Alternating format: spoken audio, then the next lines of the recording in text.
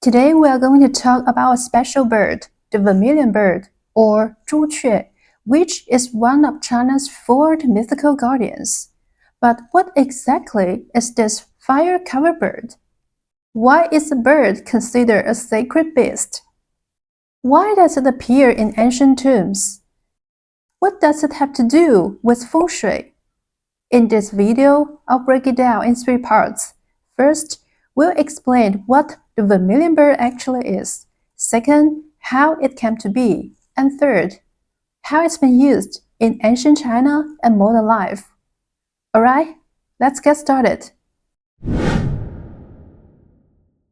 The Vermilion Bird is one of China's 4 sacred beasts, alongside the Asian dragon, the white tiger, and the black tortoise. It's depicted as a red bird with feathers that look like flames, as if it's constantly burning. It became a symbol of fire, the south, summer, and the color red. More broadly, it also represents light, warmth, and hope. The origins of the Vermilion Bird come from ancient Chinese astronomy. Early stargazers divided the sky into 28 constellations, with 7 assigned to each direction. The 7 constellations in the southern sky were believed to form the shape of a bird. So the Vermilion Bird came to be seen as the guardian of the south. In traditional Chinese cosmology of 5 elements, where the universe is made up of 5 basic forces: wood, fire, earth, metal, and water. The south is linked with fire, the colored red, and the season of summer. This wasn't just abstract philosophy. It came from everyday experience. Southern regions were known for their intense heat, with some places feeling like summer all year round, almost like living inside a furnace. And since fire is red, the south gradually became associated with fire, the color red, and summer. From the stars above to the 5 elements, from direction to season, the Vermilion Bird was part of how ancient Chinese thinkers organized the universe. But that still leaves one question. Beyond the shape of the southern stars, what made the Vermilion Bird a guardian in the first place? Why a bird and not some other creature? To really understand where the Vermilion Bird comes from, we have to go back to something much older: ancient China's reverence for birds. In the earliest times, people knew very little about the natural world, but they were deeply awed by the sky, the sun, and the idea of flight. Birds could fly, move freely between earth and heaven, and soar closer to the sun than any other creature. To early humans, they became messengers between worlds, and even symbols of the sun itself. This is how birds first began to take on sacred meaning. We can see this as early as the Neolithic period. In the Hemudu culture of the Yangtze River region, dating back about 7,000 years, archaeologists have found bone and ivory carvings showing 2 birds facing the sun. These images suggest that long before written history, people in ancient China were already linking birds with the supreme power of the sun. This ancient bird symbolism laid the cultural foundation for later ideas, especially for creating a celestial guardian like the Vermilion Bird, shaped as a bird and tied to the stars and the directions. By the time of the Shang dynasty, China's second slave dynasty, dating back about 3,000 years, bird worship had grown even stronger. The duck bird became the Shang people's sacred totem. One of China's earliest poems even says, "Heaven bade the duck bird descend and give birth to Shang, to abide in the wide land of Yin." Legend has it that while Jiandi, a royal consort, was bathing in the open country, a duck bird dropped an egg. She picked it up and swallowed it, and later gave birth to a son named Xie, who became the ancestor of the Shang people. Thus, the Shang dynasty regarded the duck bird as their totem.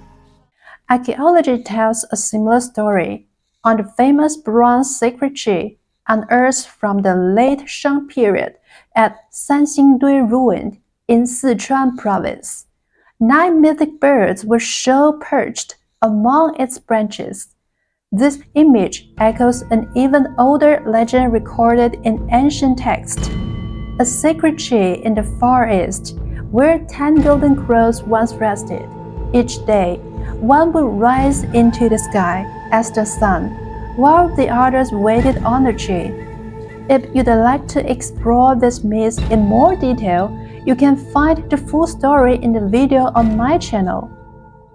Together, these myths and artifacts reveal something important.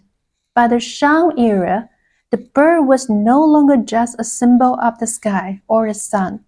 It had become a sacred sign of heaven's mandate, a way to claim that royal power was divinely granted. As Chinese ideas about the universe became more developed, the 7 southern constellations were imagined as a single giant bird in the sky, the origin of the Vermilion Bird. The image appeared in the Shang dynasty and was firmly recognized in the Han dynasty, a feudalist dynasty in China, when the theories of yin-yang and the 5 elements became the state's official way of explaining the world. Within that system, the Vermilion Bird combined 2 meanings: the ancient belief in birds as messengers between heaven and earth, and the new cosmic order linking stars, seasons, directions, and elements. It came to represent fire, summer, and the southern direction. In short, the Vermilion Bird was born from the merging of early bird worship with a structured vision of the universe, and it didn't stay in myth. It became a symbol people applied in real life. Even outside myth and astronomy, the Vermilion Bird has played a practical role in people's lives, especially in navigation, burial practices, and Feng Shui. In the power of navigation, ancient Chinese imagined the 7 southern constellations as a spreading vermilion bird. At night, or in open spaces, simply recognizing the stars hard in the southern sky allowed people to quickly determine the south, and from there, the other directions. Another application of Vermilion Bird is in burials. Birds were seen as messengers between heaven and earth, making them ideal guides for the soul. In ancient Chinese tombs, carvings of the Vermilion Bird often appear on gravestones or bricks, symbolizing the soul's journey from the underworld to the realm of immortals. The application of Vermilion Bird that feels closest to modern life shows up in Feng Shui, where it stands for the front of a house or building, the side that faces the outside world. This south-facing position is meant to be open, bright, and full of life, letting in light, air, and positive energy, and symbolizing opportunity, growth, and progress. In modern homes, the Vermilion Bird side doesn't have to be exactly south. It's usually the side with front door, balcony, or main windows. These areas should stay clean and unobstructed, and using warm colors or lighting can help create a bright, uplifting atmosphere. And that's a brief introduction to the Vermilion Bird, or Zhuque, the guardian of the south. If you have any questions about Zhuque, leave them in the comments. Thanks for watching. See you next time.